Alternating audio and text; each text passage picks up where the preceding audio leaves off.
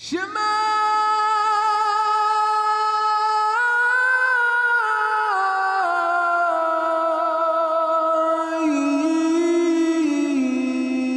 Israel. Hope you enjoy this next study. My name's Dee. This is my wife, Millie. So if you like what you see, subscribe and hit the notification bell. And if you wish to reach out to us, you can email us at devotedtoyah@gmail.com.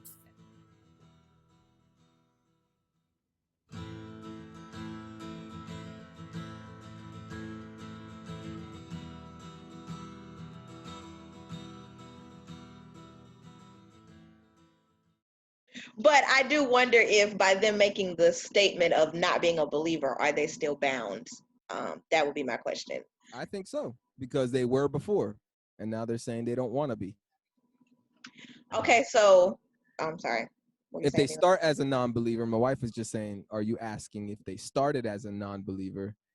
No, I'm saying I wonder if by them making the claim that they're no longer a believer, they're renouncing it, are they still bound by not ever being forgiven? If they're saying they don't. So, because there's malicious intent there.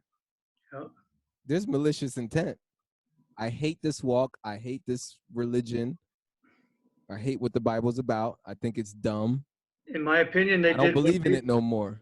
In my opinion, what they did was what the 200 angels did. They gave up their spot in heaven and they decided to go after their own flesh.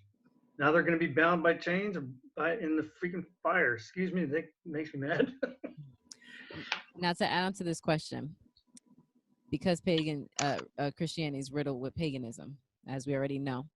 Mm-hmm. But if they were to turn to the truth of the word, the actual Torah, because they don't have an understanding that Torah is actually legitimate, and now their eyes were open to, oh, wait a minute. Like, I'm just throwing out a twist. I know these are all hypotheticals, but just thinking. Who will show mercy upon who will show mercy? That's a good question, Milo. Because again, like Romans 8. Romans 8. That's like playing with fire to me. I won't even track on there. Verse 5. For those who live according to the flesh set their minds on the things of the flesh, but those who live according to the Spirit, the things of the Spirit. For to be carnally minded is death, but to be spiritually minded is life and peace. Because the carnal mind is enmity against God, for it is not subject to the law of God, nor indeed can it be. Yep. So then those who are in the flesh cannot please God. That sounds very broad. Those who are in the flesh cannot please God.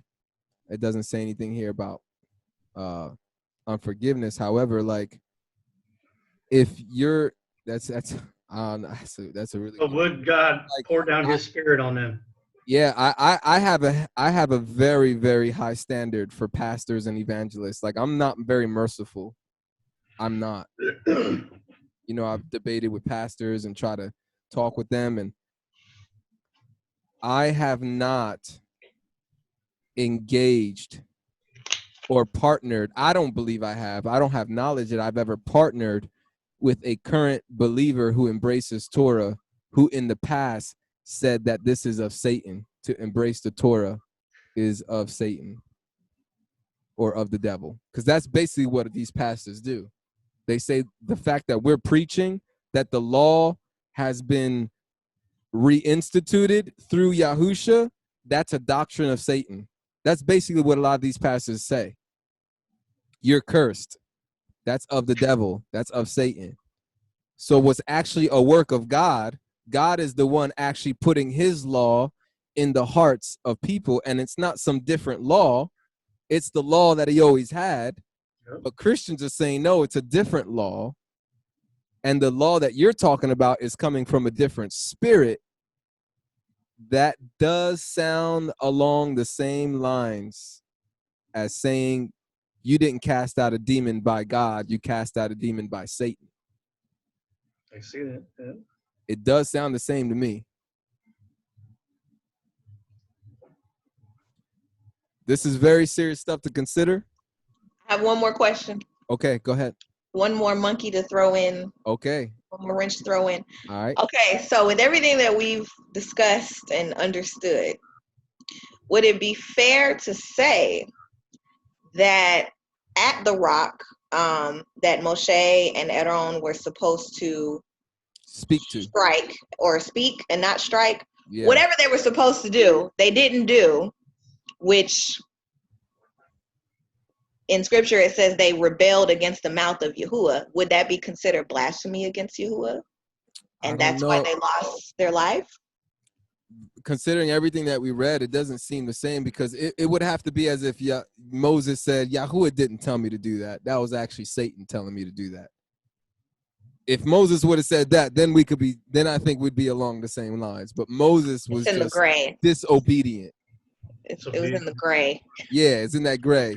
He knew what he was being told to do, and he just chose not to because he was angry. He let his emotions get to him. But he didn't say, Yahuwah didn't say that, or he didn't claim that was Satan that was speaking to him. That would be a different story. Especially for a person like Moses, who hears the audible voice of Yahuwah on a regular basis, who's having like day-to-day interaction with him. That would have been real bad. So I think it's different. Oh bueno. Yeah.